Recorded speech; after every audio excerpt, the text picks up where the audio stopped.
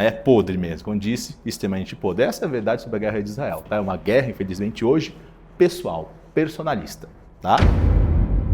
Vocês devem ter percebido nos últimos dias aí algumas notícias que a gente está conversando aqui sobre Israel, Benjamin Netanyahu, né, o primeiro-ministro de Israel, confirmar, cara, com palavras mesmo, que Israel tem a pretensão de anexar Gaza. Gaza que é um território que deveria ser palestino, segundo a divisão lá de 1947. E quando a gente fala da anexação de Gaza, isso viola totalmente o direito internacional. Afinal de contas, o Estado palestino tem seu direito de existir. E a anexação de Gaza, ela vem dentro de um contexto onde o Benjamin Netanyahu ele não pode negar essa anexação. Ele está ali dentro de um contexto onde você tem uma corda bamba, tá? Ele não pode vacilar muito, senão ele cai. Hoje, Benjamin Netanyahu tem apenas um voto além daquilo que ele precisa para ser de fato primeiro-ministro. Se ele perder esse um voto a mais, já era. Ele vai cair, vai deixar de ser primeiro-ministro. Qual o problema hoje? O Benjamin Netanyahu, ele está sendo constantemente pressionado pela justiça. Tanto a justiça comum, quanto a justiça,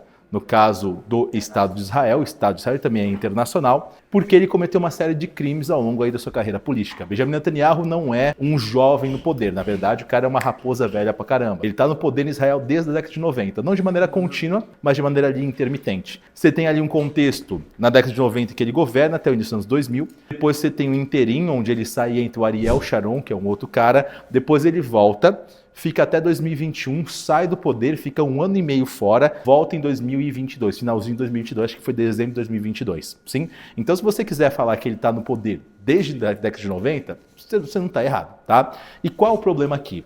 O Benjamin Netanyahu, ele já teve tempo suficiente para fazer, a palavra é essa, merda. Ser acusado de corrupção, ser acusado de tráfico de influência, coisas que de fato ele fez. Então, existe um medo, e é um medo latente, da parte dele, que se ele sair do poder, ele vai ser preso. Isso quase aconteceu. Lá em 2021, nós tivemos uma coalizão de partidos dentro do parlamento israelense que se juntou para tentar derrubar o Benjamin Netanyahu, ou seja, para tentar ganhar mais votos dentro do parlamento e fazer um novo primeiro-ministro. Como é que funciona, por exemplo, um parlamentarismo? O parlamentarismo funciona da seguinte forma: eu tenho um parlamento e para eu conseguir fazer um primeiro-ministro dentro do parlamentarismo, eu preciso de 50% dos votos mais um pelo menos. Aí eu tenho maioria e eu consigo ser eleito primeiro-ministro. Benjamin Netanyahu, ele foi derrubado em 2021 porque ele não conseguiu esse 50% mais um. Então ele sai do poder, assume uma coalizão de partidos que não vão conseguir dialogar muito bem. Então essa coalizão de partidos fica 1 ano e meio no poder. Nesse 1 ano e meio que essa coalizão de partidos estão no poder e o Benjamin Netanyahu é afastado do parlamento, a justiça comum começou a correr atrás dele e ele quase foi preso. Quando ele percebeu que ele ia ser preso, o que ele fez? Ele foi lá e se juntou com um partido político dentro do parlamento israelense que ninguém tinha coragem até então de dialogar, que é o partido Otzma Yehudit. O partido do Benjamin Netanyahu é o Likud, partido de direita tradicional. Otzma Yehudit é extrema direita. Então ninguém tinha coragem de dialogar com esses caras. Por quê? Muitas vezes esses caras são acusados de serem fascistas judeus. Eles são de uma linha chamada carraístas. Os carraístas são extremistas religiosos. Então, muitos de Israel não tinham coragem de dialogar com eles, ou seja, fazer coalizão política. O que o Benjamin Netanyahu percebeu? Se eu quero voltar para o poder, se eu quero evitar a minha prisão, olha lá, a minha prisão, o que eu tenho que fazer? Eu tenho que me juntar com esses caras. Então, ele fez um acordo com o Otzma Yehudit, cujo líder é um cara chamado Itamar Ben-Gvir, e esse acordo era o seguinte: olha, vocês votam em mim dentro do parlamento para a gente conseguir 50% mais um voto. Eu serei eleito primeiro-ministro. Sendo eleito primeiro-ministro, eu vou colocar o Itamar Ben-Gvir dentro do cargo de ministro da Segurança Nacional. Quando eu penso em parlamento de Israel, parlamento qualquer, você geralmente tem lá a figura do primeiro-ministro e de um presidente. Aí você fala, pô, então presidente e primeiro-ministro estão ali pau a pau. Em Israel, o presidente é, na verdade, muito mais simbólica. Se você pensar em Israel, que é uma espatarquia, ou seja, um estado que vive em guerra, o cargo de ministro da Segurança é o segundo cargo mais importante. Então você fala, não, cargo de presidente. Não, o segundo cargo mais importante de Israel, ministro da Segurança.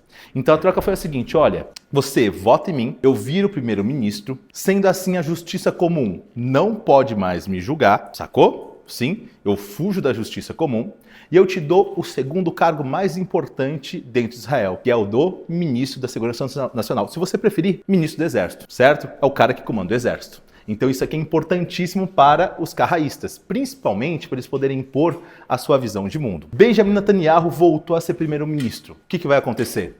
Agora a justiça, né, o STF israelense, a justiça ali do Estado de Israel, vai começar a correr atrás dele. Sim, já que ele é primeiro-ministro, a Justiça Federal pode, no caso, tentar julgá-lo. Ele criou uma manobra política para submeter o judiciário israelense ao legislativo. Você tem aquela lógica do Montesquieu, né? 3 poderes autônomos, independentes, harmônicos, né? Sim. O que ele fez? Ele criou uma lei dentro do parlamento no qual qualquer decisão que seja do judiciário tem que ser aprovada pelo legislativo. Se o judiciário decidir, na verdade, que o Benjamin Netanyahu deve ser preso, quem que tem que aprovar a prisão? O legislativo. Só que aí tem um segredo, né? Quem controla o legislativo hoje? 50% mais 1 é Likud mais o Otzma Yehudit, ou seja, os carraístas. Se o judiciário tentar prender ele bloqueia. Aí eu te pergunto, é isso uma democracia? Obviamente que não, né? Algo assim, professor, né? Isso não é uma democracia. E a população sacou. E a população de Israel começou a ir para a rua. Isso em 2023. A população foi para a rua, maiores protestos da história de Israel. Milhões de pessoas num país que tem, 16 milhões, 17 milhões, sei lá quantas pessoas tem em Israel. Milhões de pessoas indo para a rua é uma parcela considerável da população. Justamente no momento em que você tem a população indo para a rua, pressionar ele a abdicar da lei, voltar atrás, o que acontece? Os ataques terroristas de 7 de outubro de 2023. E aí você tem, obviamente, uma comoção nacional. Cara, os ataques terroristas de 7 de outubro de 2023 é para Israel como se fosse o 11 de setembro dos Estados Unidos. Isso mexeu com a sociedade. E aí ele foi lá e aproveitou, ele disse, olha, nesse contexto onde você tem um inimigo externo, vocês não podem esperar que eu simplesmente renuncie,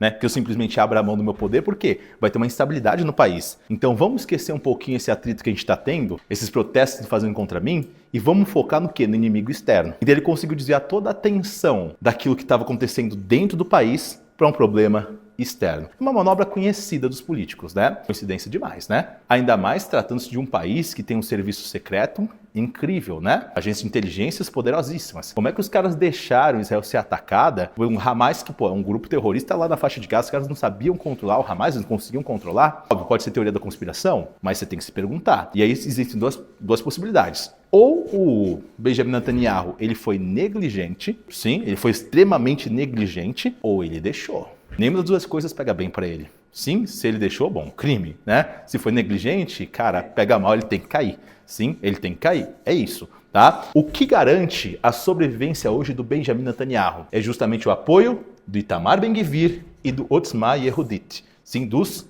carraístas. Se os carraístas deixarem de apoiar ele, o que acontece? Ele cai e é preso pela justiça comum. Por enquanto, aquela lei de submeter o judiciário legislativo está paralisada. Sim, mas a justiça também federal não vai correr atrás dele por conta do contexto de conflito. Então ele sabe que a garantia dele, o bote salva-vida, é o Itamar Ben-Gvir. Mas o Itamar Ben-Gvir, ele é de uma linha extremamente radical, os carraístas.